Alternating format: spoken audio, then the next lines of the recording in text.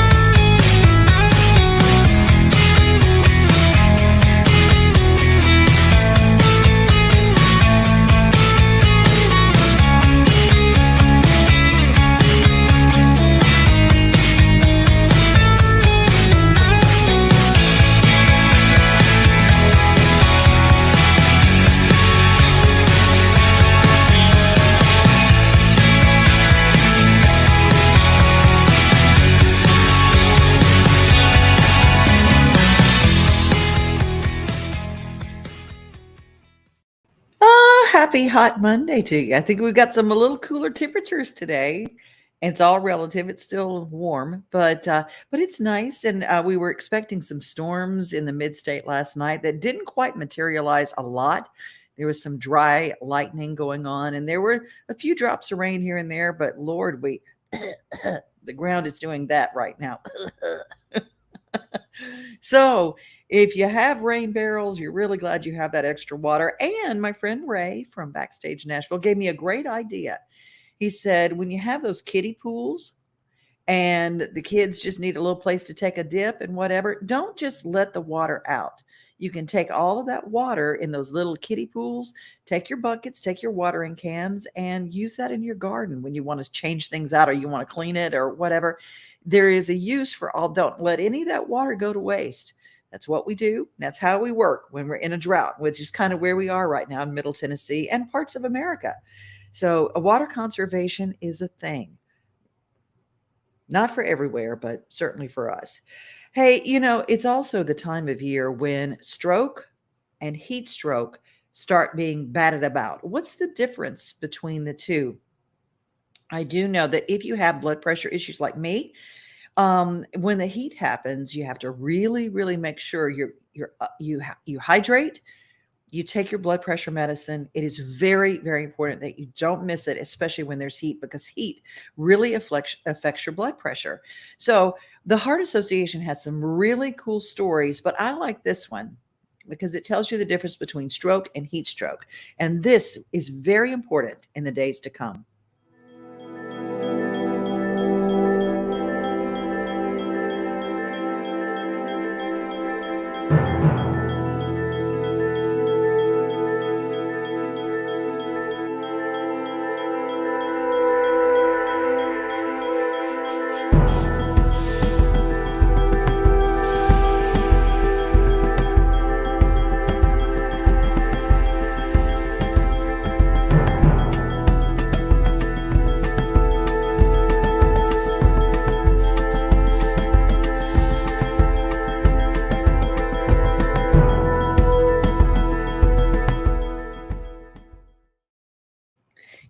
We kind of get those two things confused, but I know that a lot of us don't realize when we get overheated. And if you have someone, for instance, if your loved one is out mowing the yard and it's the heat of the day, first of all, don't do that. If you have a choice, early morning, later in the evening after the sun is not directly overhead is a better time to mow and to do yard work. Take advantage and take a look. Are they nauseous? Are they red in the face? Are they sweating profusely? Do they not realize maybe there's some little brain confusion going on? A lot of those will signify heat stroke. So do be very, very careful in the heat. Hey, one of the things that you can do about the heat is go to someplace cool to see a show like TPAC. Hi, this is Sam Harris, and I am so excited to come to Nashville, one of my favorite cities, on July 2nd to sing for y'all at the Tennessee Performing Arts Center.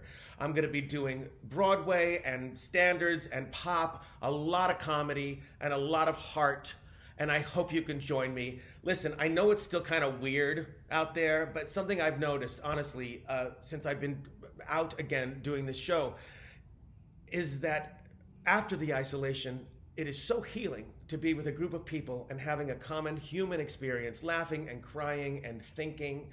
And I'm just really excited, and I hope I will see you there. If happy little bluebirds fly beyond the rainbow, why up, oh, why up, Canada?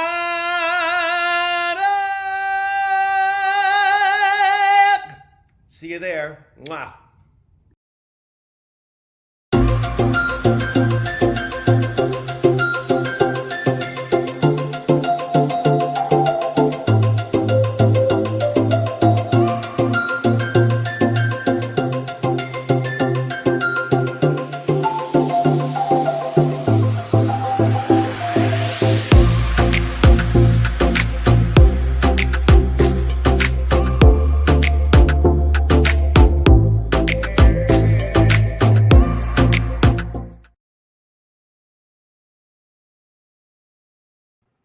I love showing some of the day trips that are so close by and we don't even realize it. Visit clarksvilletn.com. Montgomery County is filled with great stuff, but the neighboring counties around there have some really fun, wonderful things that you can do.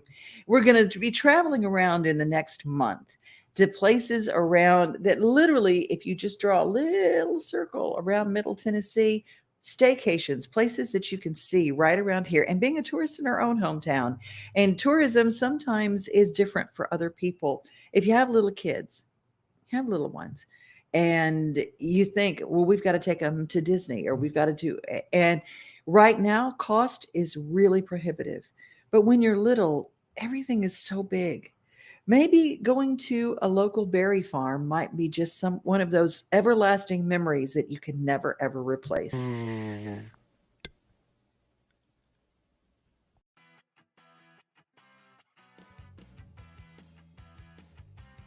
I'm here at Kelly's Berry Farm, and we're located 7 miles north of Lebanon on Highway 231, right at the Cumberland River. We grow strawberries in May, the month of May and June, and then blackberries come in about the second week of June and go through July. And the blueberries also about that time, about the middle of June through July. And then we have a few peaches starting about the 10th of July is when they come in. This year we just started growing hemp, and we planted it about the middle of June, and now it's been about 6 weeks, and they're growing pretty good. They look pretty healthy. They're about 3-4 feet tall and 3 or 4 feet round. It's legal to grow hemp in Tennessee, and we got our license like in March. Then we got our plants in like in June, and then we planted them out, and we've been growing them about 6 weeks. We irrigate most all our crops. We got drip lines going, and we hadn't had to use it much this year because of all the rain, but most years we have to irrigate, every so often. And we got a well dug, and we've been pumping out of it all summer. Some years this every day, and it's still all the water we need, so that's a good thing. And we do a whole lot of cover crops in the fall and winter, and that we grow ryegrasses and radishes and turnips, and that builds the ground up pretty good. And then as that goes through the winter, the freeze kills it all down, and then that's what regenerates in the ground, gets all the microbes growing. The radishes and the turnips we leave in the ground as a cover crop in the fall. We plant them like in September, and they'll grow, and some of them it'll grow on until almost January. And then when it gets real cold, it'll freeze them, and they'll just rot in the ground, and that is what gets the ground, all the nourishments in the ground for the microbes to eat and all that. And so we've been in business about going on 40 years. Since 1980, we planted our first blueberry plants. And we've been growing blueberries and strawberries the whole time. And then we started growing blackberries like in the 90s, early 90s, and they were real popular. And then we planted peaches maybe 5 or 6 years ago, and it's kind of catching on. We're still learning on the peaches, have a little learning curve. But yeah, my brother and I run the business, and his son and my son also help. So it's kind of a family-oriented business. We do pick a lot of berries, and some that we don't sell the day that we pick them or the next day. We will freeze those, and then we make our jams and jellies with that. Let's say we start planting strawberries like in September, probably middle of September, and they grow like during the fall because they're a cool weather plant, and they like the cool nights and warm days, but cool nights. And they'll grow all fall, then they go dormant in the winter. And then early spring, they'll come up, and then you'll harvest them in mid-April to all through May. And I absolutely love our local berry farms. You take a kid and you do you pick 'em experience. It's just something that replaces a lot of the big trips, and it's forever in a kid's mind. And then every time they have a berry, they will have that memory of, wow, I know where this came from. I know what it took to make this berry. I know what it took to harvest this food. And there are so many places all around town where kids can have that experience. And let's go to Nashville now, because the kid experience and the grown-up experience come together at the Nashville Zoo. Yes, we love nighttime at the zoo. It is just such a different atmosphere, such a whole different vibe with your friends and family. And we have night visions that started last week, and it will be here till the end of July. And night visions, we describe it as a mind-bending, dreamlike experience. It's kind of your experiencing different light shows paired with unique music and just something like you've never seen before. Most of our animals are in their nighttime quarters and they're sleeping for the evening. However, we do have our flamingos that will be out for the duration of the event, the entire time it's running. And we also have our Unseen New World exhibit, which is home to our reptiles, amphibians, some mammals that will be open about an hour into the time of night visions. We start about 7:15, 7:30, and it ends about 10:30, but it will get even later into July. We'll stay open until about 11:30. We do have adult beverages. We have beverage carts along the path as guests are strolling, checking out all those cool night shows, our night scenes. You can get beer, margarita, and some seltzers and just have a good time. We have our food carts open, available for snacks like pretzels and popcorn, and we do have our dining options available as well. So admission to Night Visions is $19 for kiddos and $23 for teens and adults.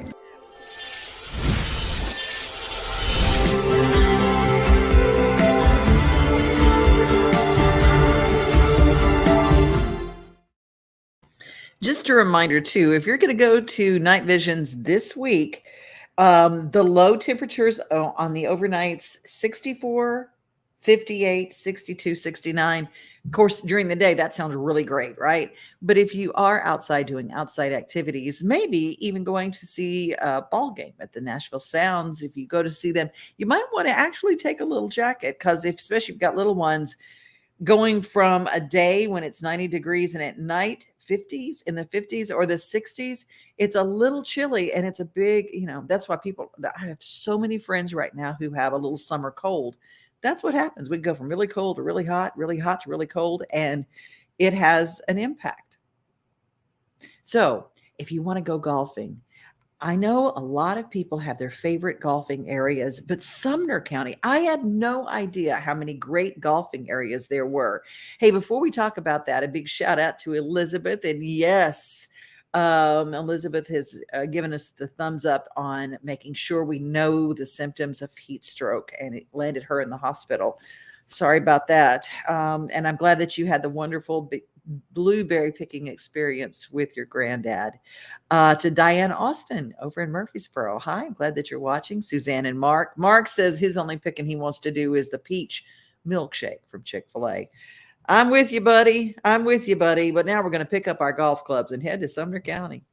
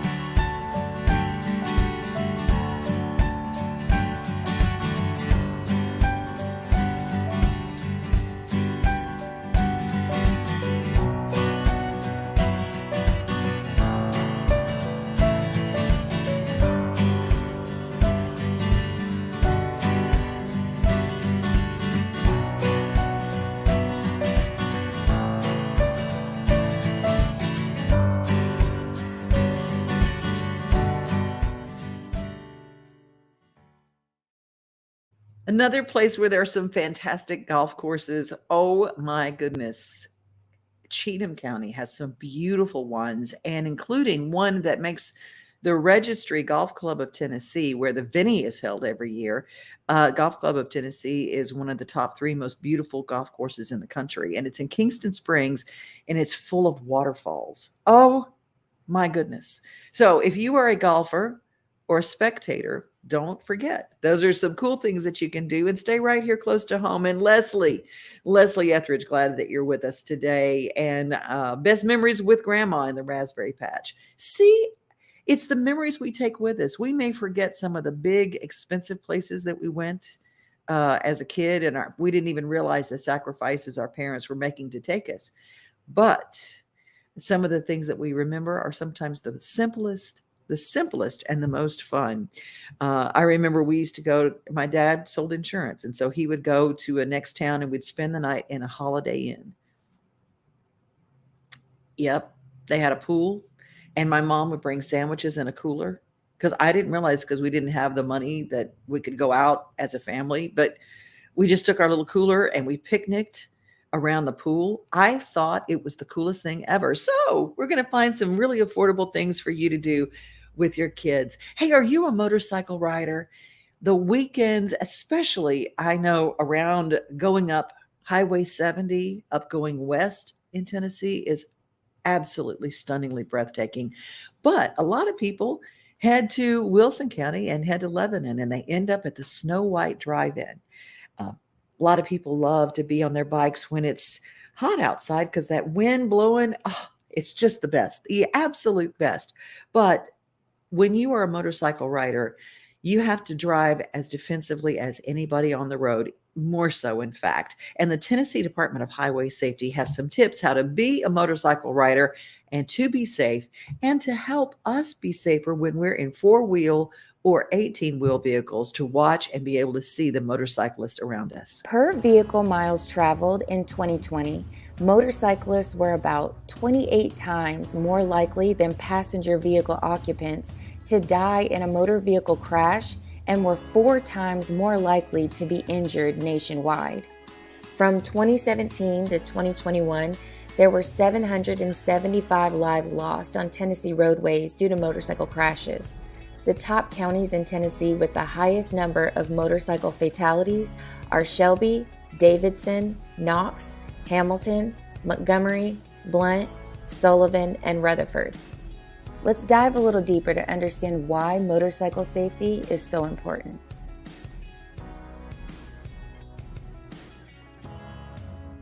Hello, I'm Lieutenant Joe Agee with the Tennessee Highway Patrol Motorcycle Division. I've been riding motorcycles for over 20 years, and I've been a police motorcycle instructor for 16 plus years.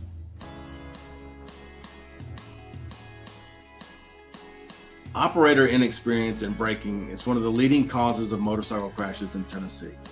Motorcyclists must be efficient in braking to be safe riders. Most motorcycle riders are first trained to drive passenger vehicles, which makes them conditioned to brake with their foot.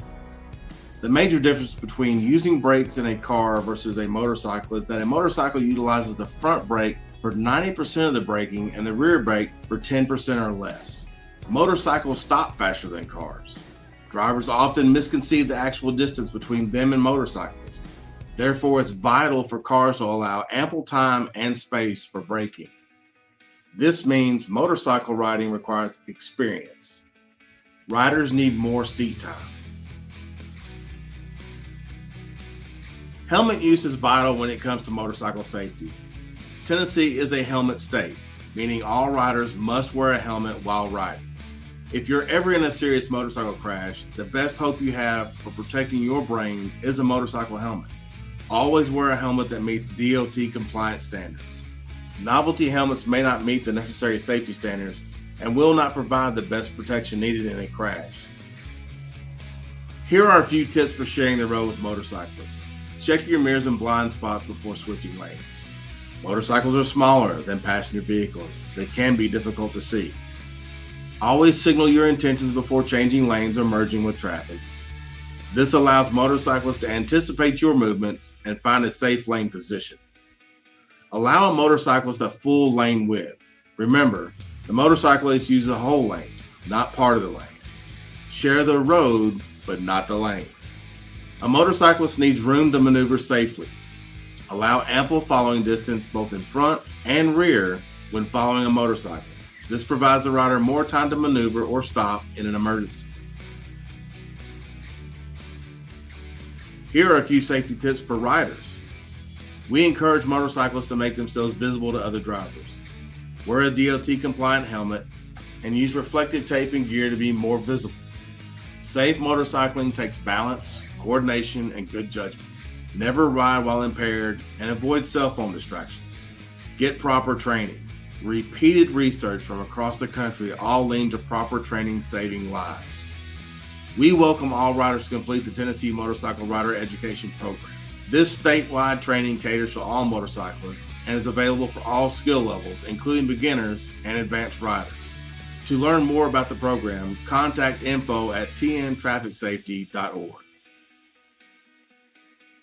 Enjoy our beautiful state while riding, but always remember to use sound judgment. Practice your braking and wear a properly fitted helmet. Ride safe, Tennessee. Thank you for watching Talking Traffic Safety. For more episodes and information, visit tntrafficsafety.org. Take care and drive safe.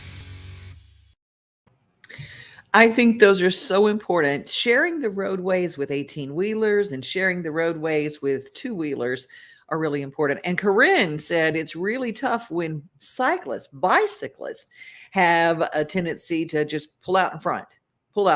And you have to really get away really quickly. And I had someone pull over, just a tourist, a lot of them in town, not knowing which way to go. And they pulled off and then jumped across where there wasn't a road. And they just jumped across and back in front of me. I don't know.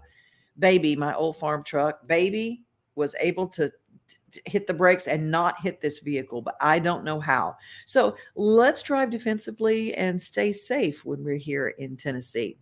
Well, coming up this weekend, Backstage Nashville is something I love, and a lot of native Nashvillians like it because when people come into town, they can go sit in a cool place, have a great lunch, and bring friends from out of town. BackstageNashville.net to get tickets, but making his debut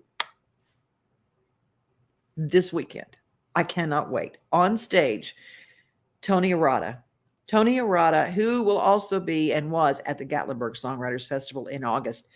Tony Arata is worth the price of admission. I don't care who else be on the stage. Tony Arata, who wrote The Dance. We're going to close with him. He's going to be at Backstage Nashville this weekend.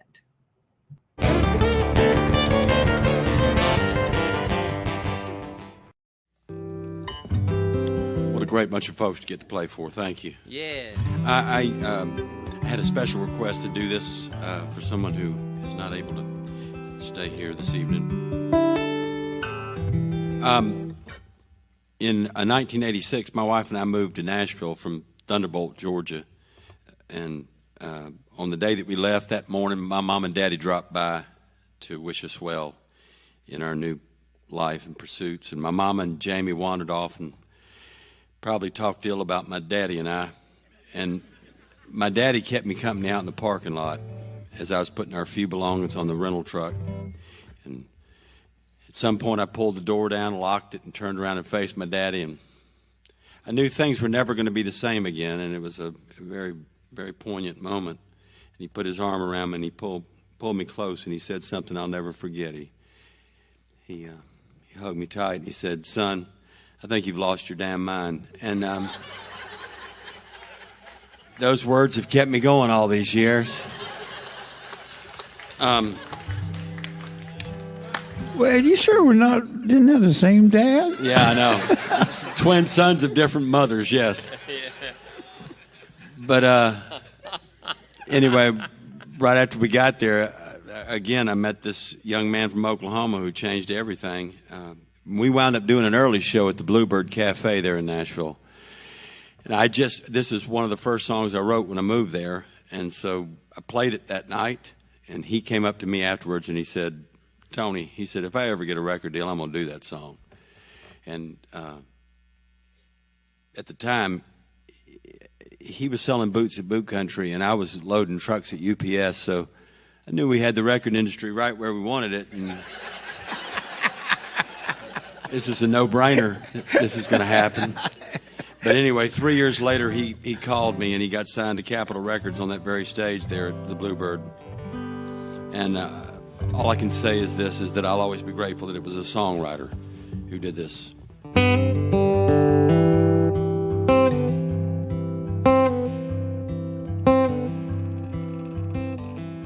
Looking back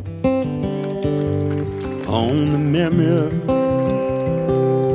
the dance we shared beneath the stars above, and for a moment all the world was right. How could I have known that you'd ever say goodbye? And now I'm glad I didn't know the way it all would end and the way it all would go. Our lives are better left to chance. I could have missed the pain, but I'd have had to miss the dance.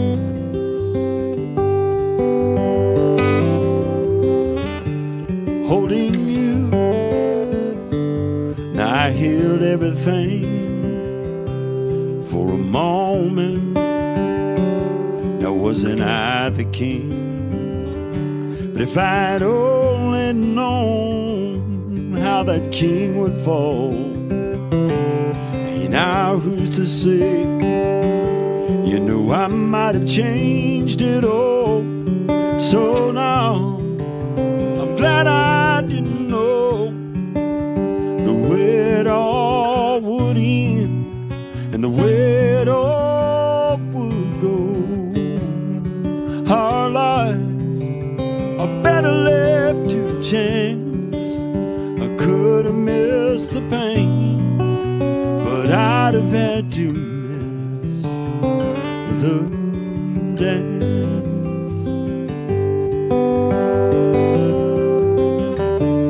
Our lives are better left to chance. I could have missed the pain, but I'd have had to miss the dance.